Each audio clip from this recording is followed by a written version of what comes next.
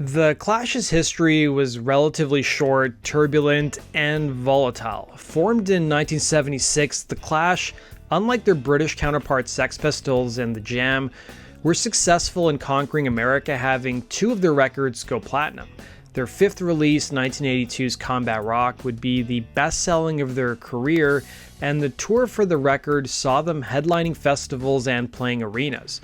But rather than being a cause for celebration, the subsequent years marked a turbulent era for the band. Today, let's talk about the final years of The Clash and what some consider to be one of the worst albums of all time, their swan song Cut the Crap. The Clash would form in 1976 after guitarist Mick Jones saw Sex Pistols perform.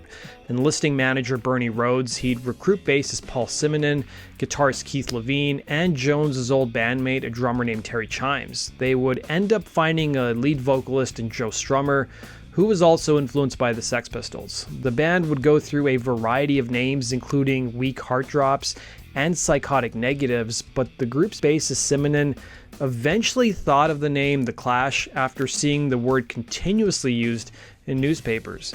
The Clash would play their first show, funny enough, opening for Sex Pistols in 1976. Strummer and Jones become the principal songwriters for the group, with their compositions dealing with social and political issues.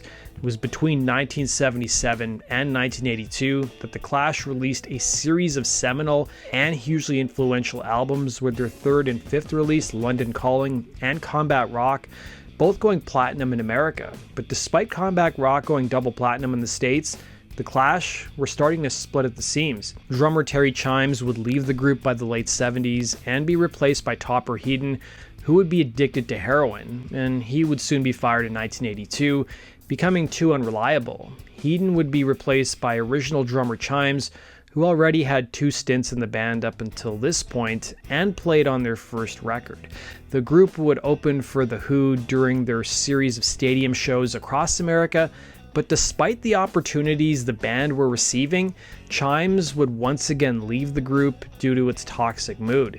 He would be replaced by drummer Pete Howard in May of '83, thanks to an ad that The Clash would place in Melody Maker. But Howard wasn't living the dream, as you might think, recalling the louder sound. After the auditions, they basically said, go away and learn everything, not these songs, everything. We had some rehearsals in Notting Hill, and basically Mick wouldn't turn up. If he turned up at all, he would turn up 3 hours after everyone else had. The tension between Mick and Joe was palpable. Jones's days with The Clash were numbered. His rock star lifestyle would stand in stark contrast to the band's punk ethos, and in addition to that, Jones and Strummer clashed, no pun intended, over musical direction, with Jones taking a bigger interest in hip-hop, and he was also averse to touring. Soon enough, two camps would form. You had Mick Jones all by himself, and on the other side was their manager Bernie Rhodes, Joe Strummer, and Paul Simonon. Rhodes would be a controversial figure in the band's history, having previously been fired by the group in 1979. But it was following the release of their triple album Sandinista that The Clash were left in serious debt, and they soon rehired Rhodes at the insistence of Strummer, who thought that he could turn the band's fortunes around. Rhodes is often portrayed as a figure who wanted to exert complete creative and business control over the band. But despite Rhodes being able to help the band get their career back on track and improve their finances, he still continued to have a tumultuous relationship with the members, especially Jones.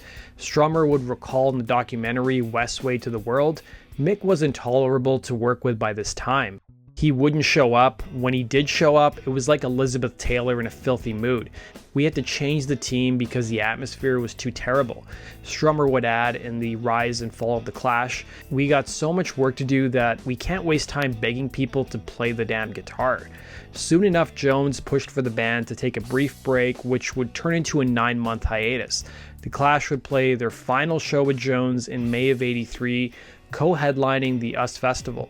But even that appearance led to speculation that not all was well in the group. Prior to the band's set, they vowed not to take the stage until founder Steve Wozniak donated 10% of the festival's $18 million budget to charity. Wozniak countered, agreeing to donate about $50,000, and the Clash took the stage. The band would go through another 4-month hiatus, with Howard recalling to Louder Sound, "I didn't get a phone call for 4 months, and then all of a sudden, I get this incredibly fucking vitriolic phone call from Joe saying I fucking sacked the Stone.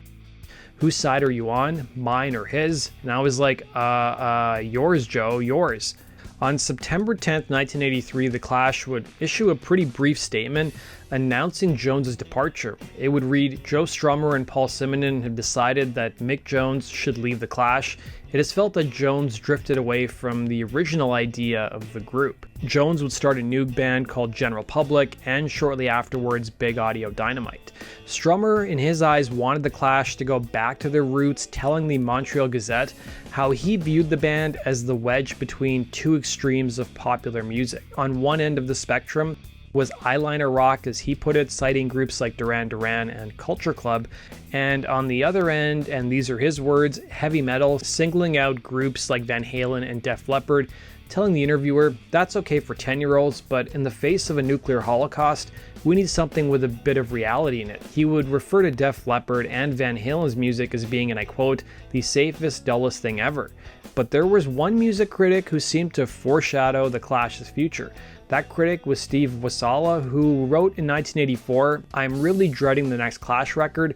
Will you be asking if The Clash matter anymore?" The band would soon hold blind auditions at the group's Lucky 8 rehearsal space, where nearly 100 guitar players were told that they were auditioning for a big band.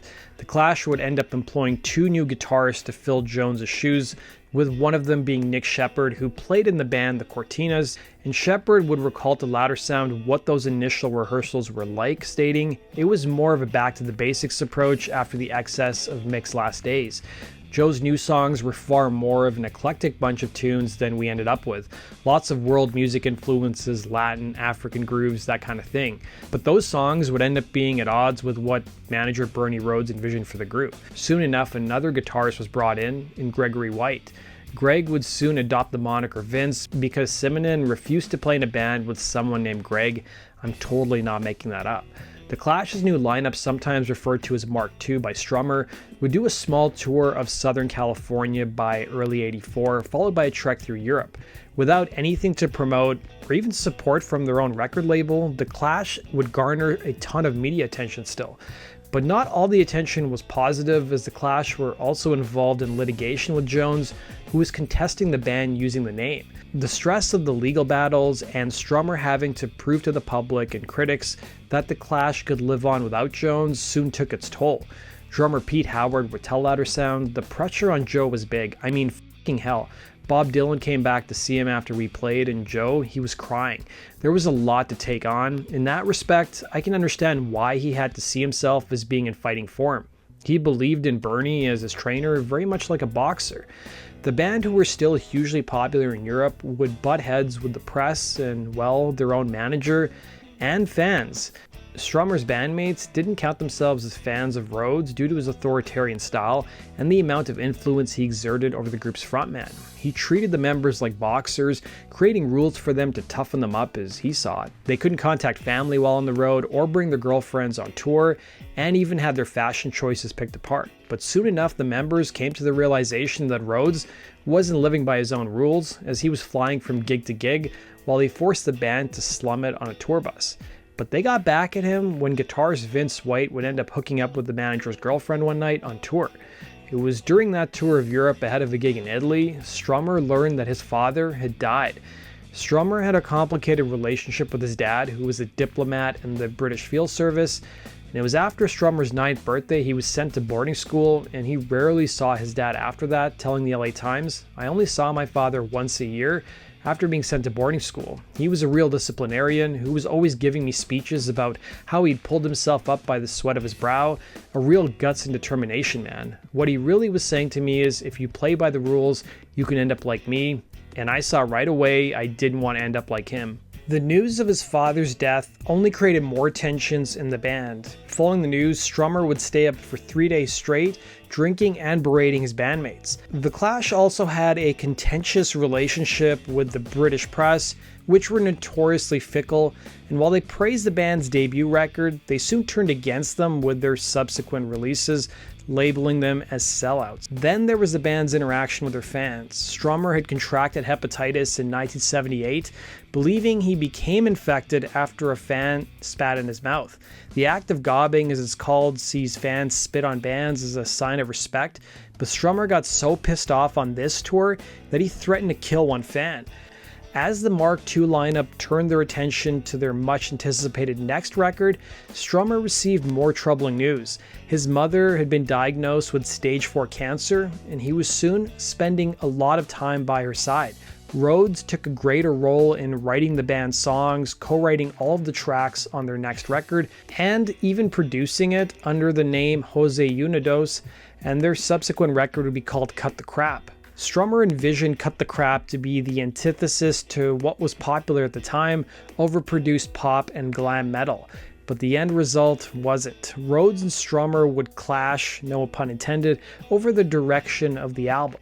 Cut the Crap would be predominantly recorded in Germany as a cost-effective measure by the band's label, Epic Records, because they were dealing with several persistent legal battles. As mentioned in the documentary The Rise and Fall of the Clash, the lineup that was proposed for recording the album was initially supposed to be a quartet, incorporating Strummer and Howard from the Mark II lineup alongside Mick Gallagher and Norman Watt Roy for the Blockheads. Gallagher would recall how the session played out, saying, "We got together with Joe to do a bit of jamming in the studio in Camden, and Joe wanted me to play the Hammond, but when we went to listen to it, it sounded a bit Dylan-ish.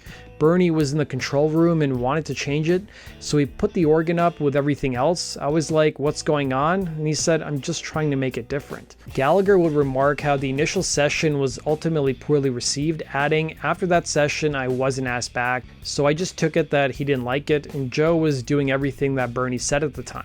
Watt Roy, meanwhile, who inadvertently replaced Paul Simonon, also felt that Strummer seemed unusual in his compliance to Rhodes, adding, "That's the kind of thing I noticed when I went out in Munich with Joe. Joe changed when he was around Bernie. He was like, yes sir, no sir to him."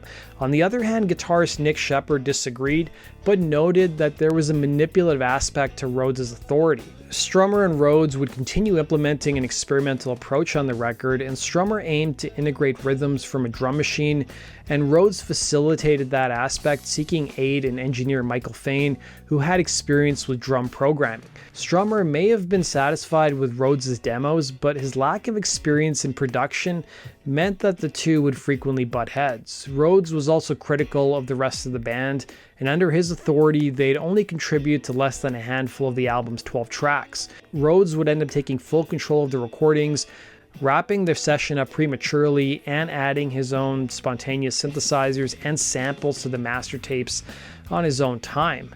It's interesting to note that according to most of the band, as well as the production team, the only moments of the album's recording that were considered positive were the football-style chanting that was featured throughout most of the tracks, as they included several friends of the band, as well as the recording of the Lone Carrier single This Is England, which was a rare instance of Rhodes actually allowing them free rein creatively in the studio. With the album complete, Rhodes took the master tapes and vanished, and the manager and Strummer had a falling out. Strummer, who was stuck in a recording contract, had no choice but to release the album. It was prior to the release of Cut the Crap, the new Mark II lineup of The Clash had earned acclaim as a live act, and Epic Records had long envisioned that there would be strong album sales from the group of musicians. Cut the Crap would be released in November of '85, and although it reached number 16 on the UK album charts and This Is England was praised, the album would end up being poorly received, garnering harsh criticism from the press and fans, in large part due to its synthetic sound and inconsistent production. Though the Clash's album did chart in the top 20 in the UK, it struggled to make it to the top 100 in the US. Over the years, Cut the Crap has been mostly written out of the band's history, and understandably so. The album's title was originally supposed to be Out of Control, but Cut the Crap was thought up by Rhodes. Following its release, Strummer would be disenchanted by the album's poor performance, and when asked by The Enemy on July 26, 1986, whether he'd acknowledged the reception by the critics towards the album, he'd tell the magazine, "Sure, I read it, but I didn't need them to tell me. It was like when you're younger and you're trying to make a date with a girl, but she won't have any of it. You keep going back, trying to fool yourself that this time will be better." While Epic Records had thought of organizing a tour around the record, two major circumstances prevented that from happening. The first being the fact that Strummer was living in Spain in exile, and subsequent threats of legal action, while the second also involved Vince White and Pete Howard's hesitation to perform the songs given how Rhodes' heavy use of sampling led to a debate on how they should be executed in a live setting. They were also bitter over Rhodes' treatment of them during the making of the record. The label would resort to pressuring the Dwindle lineup to tour, while Rhodes had considered hiring another singer, but it was too late. As in October of '85, Strummer broke up the Clash, and to make amends, Strummer would give each member of the band £1,000 as severance, with Howard recalling to Louder Sound, "We sat down and Joe said, 'It's over.' He gave us £1,000 each. I said, 'You followed Bernie's advice and this is where it got you?' He said, 'Yeah, I know.'" Years later, in 1988, Strummer would talk to the LA Times and was asked about what he was trying to prove with Cut the Crap, responding, "Yeah, I was trying to prove that I was the Clash and it wasn't Mick Jones. I learned that that was kind of dumb. I learned that it wasn't anybody except maybe a great chemistry between us four, and I really learned it was over the day we sacked Topper, and not the day we sacked Mick. There was quite some time between them. We played a whole tour between those times, but it was the day we sacked Tops." He would add that they never played a good show again after they fired their drummer, and believed that they might have been able to continue with Topper despite his drug addiction. As for Bernie Rhodes, Strummer would tell the LA Times in 1986, "Mick and Bernie had never got on, and Bernie sort of coerced me into thinking that Mick was what was wrong with the scene. That wasn't hard because, as Mick will admit now, he was being pretty awkward. Plus my ego was definitely telling me, go on, get rid of him." Sadly, in 2002, Strummer would pass away from a heart attack that was caused by an undiagnosed congenital heart defect. Then more recently, a German musician named Gerald Manz of the punk metal outfit Mutant Proof would gain a lot of attention when he used modern technology to remix Cut the Crap, and Nick Sheppard would praise the musician's efforts. The band would release a huge box set in 2013, and Cut the Crap is strangely omitted. That does it for today's video, guys. Thanks for watching. As always, if you have suggestions for future topics, use the link down below, and we'll see you again in Rock Culture Stories. Take care.